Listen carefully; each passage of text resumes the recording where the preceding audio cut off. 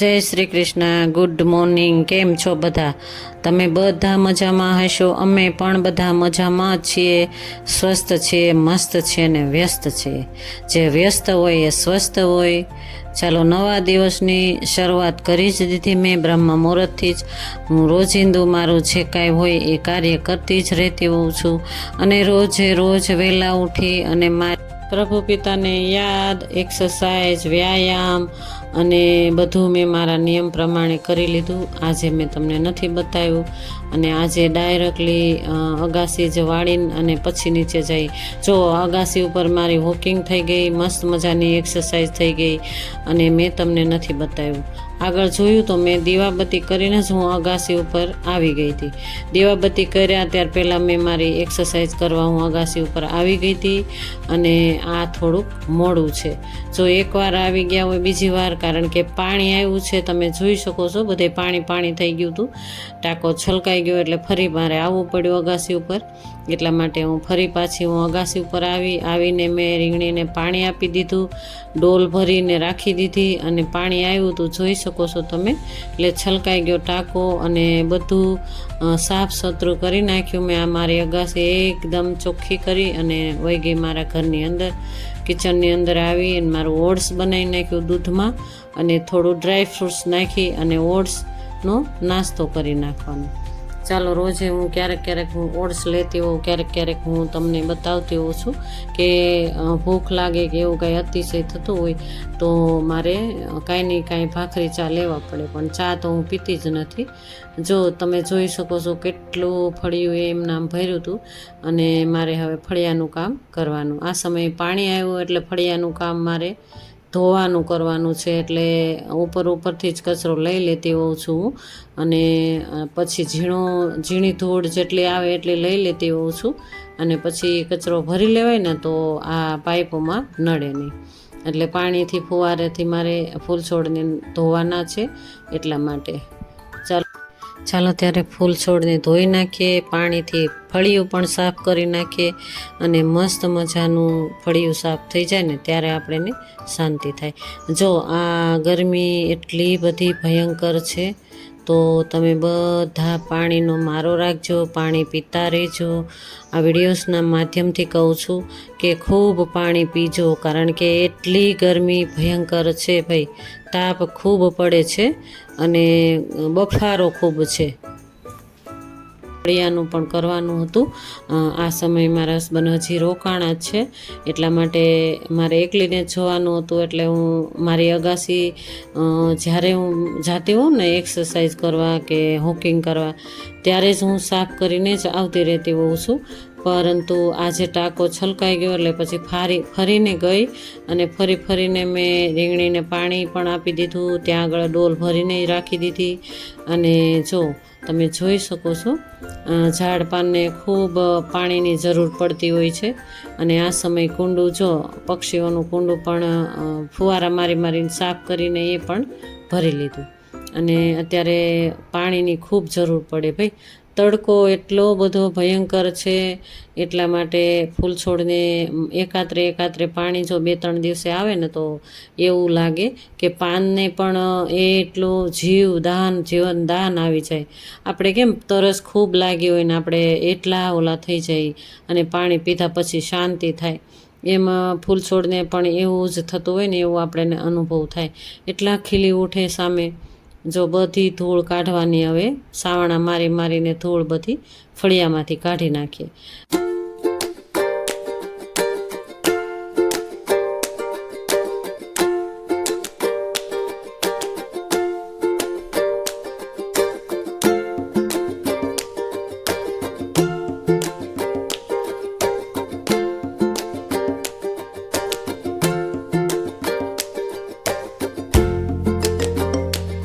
તો તડકા તો એટલા ભયંકર હોય છે અને ગરમી કે મારો વારો, આપણે કામ ક્યું નહીં કરવાનું હે ને।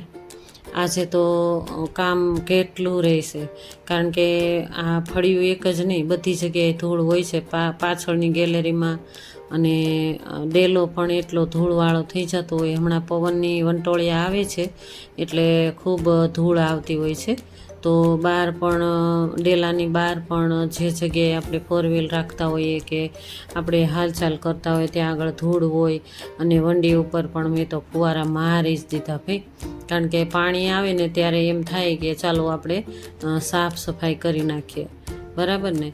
સાફ સફાઈ આ 2 દિવસે 3 દિવસે કરીએ ને તો પણ એટલું જ પાછું ભરાઈ રહે, અને એટલું જ ધૂળ માટીથી ભરાઈ રહેતું હોય છે. જો બહાર પણ સાવણો મારી દીધો, હજી એકવાર સાવણો મારીને એકદમ ચોખ્ખું કરી નાખશું. અને પછી વયા ગયા ગેલેરીમાં. પાછળની ગેલેરી છે આ. પાછળની ગેલેરી ઘણીવાર હું બતાવતી હોઉં છું, પોતા મારતી હોઉં અને વાળતી હોઉં. એ સાવ પાછળની ગેલેરી છે, અને ત્યાં આગળ આ બધું કામ કરેલું હોય ને એટલે સિમેન્ટ એમની એમ હોય, એટલે આ ઝીણી ડોક્સવાળી લાદી છે ને તેમાંથી ગયો જ નથી. ગમે એટલી ઘસીને સાફ કરું છું ને તો પણ ડોક્સવાળી લાદીમાંથી ગયો જ નહીં. જો એટલે પાછળનો ભાગ છે એટલે એમનું એમ રહેવા દીધું છે. અને ચાલો આગળ તે વચ્ચેની ગેલેરી, પાછળની સાઈડની ગેલેરી, એ બધું ધૂળ કાઢી નાખીએ. આજે તો એવું થઈ ગયું કે આજે તો ધૂળ થઈ ગયું છે ને, બધી ફુવારા મારીને ફળિયું ધોયું, અને પાછળ તો એટલી મોટી પાઇપ હતી ને એટલે પછી મેં કીધું હવે ચાલશે, હાલો નળે ખોટી પાઇપ, અને એના કરતાં ડોલું નાખીને ધૂળ કાઢી નાખીએ. જો સ્ટોરેજ બધી વસ્તુ પડી હોય છે તે આડાવડી પડી હોય ને એટલે એમાંય તે થાય કે બધી પડી છે વસ્તુ, એટલે એની પાછળના ભાગમાં ધૂળ હતી ને એ પણ જો મેં ડોલું નાખીને સાફ કરી નાખ્યું. ચાલો સાફ સફાઈ ખૂબ સરસ મજાની થઈ ગઈ, તમે જોઈ શકો છો. કપડાં પણ આ સમયે મેં હાથે જ ધોઈ નાખ્યા હતા. 2 જોડ કપડાં હોય એટલે મશીનમાં ન નાખીએ. ચાલો મસ્ત મજાની ગેલેરી તમે જોઈ શકો છો. અને આ સમયે મેં પહેલાં બનાવી નાખ્યું હતું. હા, રસના અત્યારે રસનાની સિઝન છે ભાઈ, ઠંડુ પીવાની, એટલે ઠંડા પીણાની સિઝન છે એટલે રસના હું લઈ આવી હતી, અને એમ જ પડ્યું હતું બનાવવાનું હતું, એટલે મને થયું કે ચાલો બનાવી નાખી. તો 250 ગ્રામ જેટલી ખાંડ નાખી. આ બધું નથી ઓગાળી નાખ્યું, થોડું. અને આ તકમરિયા સાઈડમાં ઓગાળીને રાખી દીધા, કારણ કે જ્યારે શરબત બનાવીએ ને ત્યારે તકમરિયા પણ નાખી દઈએ થોડે. 2 ચમચા તકમરિયા નાખીને તો ઠંડકનો અહેસાસ થાય. જો આ રસના મેંગો રસના હતું, અને જો બોટલ પણ મેં એ જ રસનાની બોટલ હોય એમાં જ તે મેં સ્ટોરેજ કરી દઈએ. જો મસ્ત મજાનું રસના પણ તૈયાર કરી નાખ્યું, કારણ કે કોઈ મહેમાન આવે ને ત્યારે બહુ તકલીફ થાય. જો આપણે આ તો એમ થાય કે હાલો કે આ રાખીએ સ્ટોરેજ કરેલું, પરંતુ અત્યારે ઉનાળાની સિઝન છે એટલે વધારે ને વધારે વરિયાળી લેવી જરૂરી છે. વરિયાળી શરબત ગોળમાં બનાવીને પણ રાખતી હોઉં છું હું તમને બતાવતી નથી, ક્યારેક હું બતાવીશ. ગોળમાં વરિયાળી શરબત બનાવી અને તડકામાં ગયા હોય ને ત્યારે એ પી જવાનું 1 ગ્લાસ, અને એમાં નાખી દેવાનું લીંબુ. જો લીંબુ નાખી અને લીંબુ નાખ્યું હોય ને ત્યારે એમાં મીઠું જ નાખવાનું, અને કાં તો પછી ચાટ નાખવાનું, બાકી ખાંડ નહીં નાખવાની. ખાંડ નાખવાની જ નહીં, લીંબુ નાખવાનું, એટલે તડકો બિલકુલ નહીં લાગે તમને, એટલું લૂનો અહેસાસ નહીં થાય. ચાલો બધી સાફ સફાઈ થઈ ગઈ, ઘરની સાફ સફાઈ થઈ ગઈ, અને કિચનની સાફ સફાઈ થઈ ગઈ. પછી રસોઈનો સમય થઈ ગયો. રસના પણ બનાવીને રાખી દીધું, ઠંડા પીણા પણ બનાવીને રાખી દીધા. વધારાનું કામ કહેવાય ને એ. અને આ સમયે થઈ ગયું હતું રસોઈનો સમય, અને હું એકલી જ છું એટલે શું બનાવું એમ થતું હતું. તો ઝીણી કેરી કટકી કરી નાખી, અને ટમેટું સુધારી નાખ્યું. અને જો કડવું ક્યારેક નાખવું જરૂરી હોય પેટની અંદર, તો આમાંથી પાણી મેં બિલકુલ નથી કાઢ્યું, કડવાશ એમની એમ રહેવા દીધી છે. એટલે આજે તો કડવું ખાવું છે ભાઈ. ચાલો કડવું તો ખાવું પડે, ક્યારેક મીઠી વસ્તુ જ ખાધા રાખીએ તો કડવાશી નાખવી પડે ને ક્યારેક પેટમાં.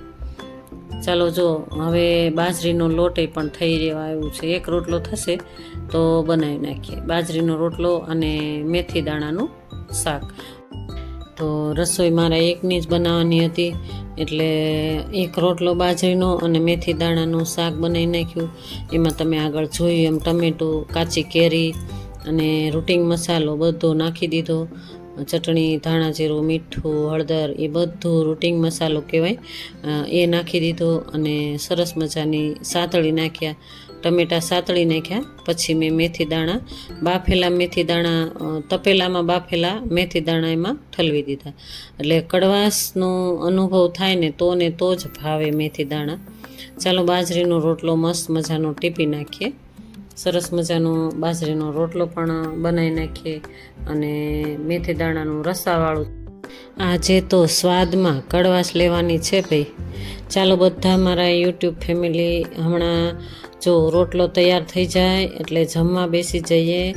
અને મસ્ત મજાની કડવાશ ક્યારેક નાખી હોય ને પેટમાં તો ખૂબ સારું લાગે આપણને અને ખૂબ સરસ અનુભવ થાય આપણને અંદરથી કે કંઈક બેક્ટેરિયા હોય ને, અમુક બેક્ટેરિયાને મારવાના હોય, અમુક બેક્ટેરિયાને જીવાડવાના હોય, બરાબર ને. ચાલો રસાવાળું મેથી દાણાનું શાક અને બાજરીનો રોટલો અને જોયું ને તમે કે દહીં નાખ્યું હતું, દહીંમાં ચાટ નાખી દીધું હતું અને કેરી કાચી નાખી દીધી. સરસ મજાનું જમવાનું તૈયાર થઈ ગયું ને જમી લીધું. ત્યાર પછી મેં કિચન દેખાડ્યું તમને, કિચન સાફ કરી અને તમને બતાવું છું. અને આ સમયે મારા હસબન્ડ ત્યાં આગળ છે એટલે અમારું ખેતરનું કામ તમને હું બતાવવાની કોશિશ કરું છું, કારણ કે ખેતરમાં પણ કામ ચાલે જ છે. જો હું તમને કહેતી હતી ને કે મજૂર રાખીને કામ કરાવી નાખીએ માથે રહીને, પરંતુ આ મજૂર છે ને અમારે ત્યાં આગળ રહે છે તો ઘરના જેવા જ મજૂર છે. જો કે મજૂર ના કહેવાય, પરંતુ કામે આવે ને એને મજૂર જ કહેવાય, પરંતુ ઘરના જેવા જ છે. એટલે એ લોકો કામ કરે છે ખેતરમાં. મારા હસબન્ડ ત્યાં છે અને બધી બોયડી બાળી નાખી અને આખું ખેતર સાફ કરી નાખ્યું. અને જો બધા ઢોરા ટચકા, ધોવાણ જે થઈ ગયું હોય ને, જ્યારે વરસાદ થાય ને ત્યારે ધોવાણ થઈ જાય ખેતરમાં, તો એને ઢોરા ઠચકા કહેવાય. એ બધું સાફ કરીને લેવલમાં લઈ લેશે જમીન અને એકદમ સરસ અમારું ખેતર મસ્ત થઈ જાય. એટલા માટે જો મારા હસબન્ડ અત્યારે ત્યાં આગળ જ છે. અને ત્યાર પછી હવે સિઝન આવશે ત્યારે અમે ખેતરમાં કાંઈક ને કાંઈક વાવશું. વાવવાનું હોય ને ભાઈ, કપાસ વાવવાનું હોય, ખેડૂત થઈ ગયા હોય તો ખેડૂતની ખેતી તો થવાની જ છે, કારણ કે એ પણ તૈયાર કરવાનું જ હોય. અને જો આ બોયડીના ઝાડા હું આગળ તમને કહેતી હતી ને કે આ ઝાડા બધા વીણીને હારે રહીને બધા બાળી નાખ્યા. અને જો ભાંગીને બાળે ને તો જ ઉડે નહીં, એટલે એક કાંટો ઉડે નહીં અને એની ગાંઠો ઉડે નહીં.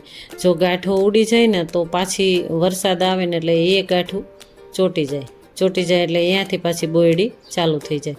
એટલે એકદમ બધું ખેંચી અને બાળી નાખ્યા. બધા કાંટા પણ બળી ગયા અને ગાંઠું પણ બળી ગઈ.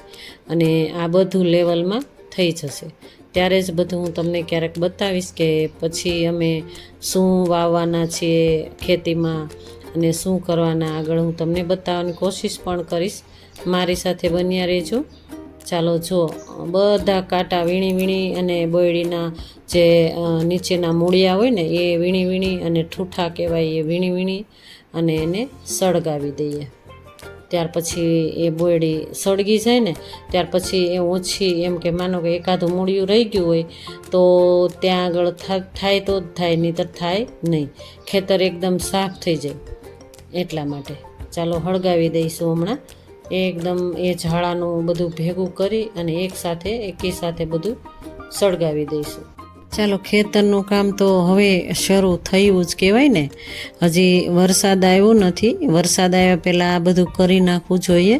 એટલે અમારા ખેતરની શરૂઆત કરી જ દીધી અમે. ચાલો તમારે કોને ખેતર છે, કોને વાડી છે, એટલે મને જ કમેન્ટમાં કહેજો, કમેન્ટ કરજો મને, કેમ કે મને ખ્યાલ આવે કે મારા વિડીયોઝ તમને ગમે છે, હે ને. કારણ કે મને કમેન્ટ કરશો ને તો જ મને ખ્યાલ આવે ને કે મારા વિડીયોઝ તમને ગમે છે, તમે જોવો છો બધા, એ મને ખ્યાલ આવે. ચાલો ગમે મારા વિડીયોઝ તો લાઈક, શેર, સબસ્ક્રાઈબ કરજો અને નવા છો તો એક સબસ્ક્રાઈબ કરીને જ જાજો. ચાલો જય શ્રી કૃષ્ણ, રાધે રાધે.